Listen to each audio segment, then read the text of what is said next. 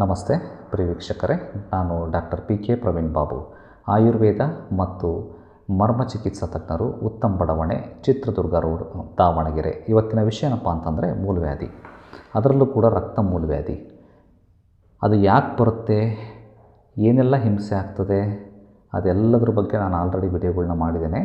ಡೈರೆಕ್ಟಾಗಿ short and ಸ್ವೀಟಾಗಿ ಮನೆಮದ್ದು, ತಾತ್ಕಾಲಿಕವಾಗಿ ಮನೆಯಲ್ಲೇ ಮದ್ದುಗಳನ್ನ ಬಳಕೆ ಮಾಡಿ ಉಪಶಮನ ಮಾಡ್ಕೊಳ್ಳೋದು ಹೇಗೆ ಅನ್ನೋದನ್ನು ತಿಳಿಸ್ಬಿಡ್ತೀನಿ. ನೋಡಿರಿ, ಮೋಷನ್ ಹಾರ್ಡ್ ಆದಾಗ ಆ ಜಾಗದಲ್ಲಿ ತರ್ಚ್ಕೊಂಡು ಬಂದಾಗ ಲ್ಯಾಟ್ರಿನ್ನು ಮೋಷನ್ ಹೋಗೋ ಜಾಗದಲ್ಲಿ ಗಾಯ ಆಗಿ ಬ್ಲೀಡಿಂಗ್ ಆಗುತ್ತೆ, ಉರಿ ಆಗ್ತದೆ, ನೋವು ಆಗ್ತದೆ, ಕೆರೆತ ಇರ್ತದೆ, ವಿಪರೀತವಾದಂತಹ ನೋವು, ವಿಪರೀತವಾದಂಥ ಉರಿ. ಅಂಥ ಸಂದರ್ಭದಲ್ಲಿ ಏನು ಮಾಡಬೇಕು ಗೊತ್ತಾ ವೀಕ್ಷಕರೇ?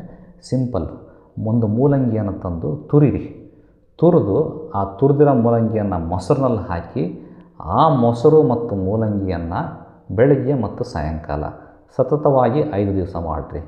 ನಿಮ್ಮ ಮೂಲವ್ಯಾಧಿಯಲ್ಲಿ ಆಗುವಂತಹ ಹಿಂಸೆಗಳು ಅಂದರೆ ಉರಿ, ನೋವು, ಊತ, ಬ್ಲೀಡಿಂಗು ಇವೆಲ್ಲವೂ ಕಡಿಮೆ ಆಗ್ತವೆ, ವಾಸಿ ಆಗಲ್ಲ ವೀಕ್ಷಕರೇ.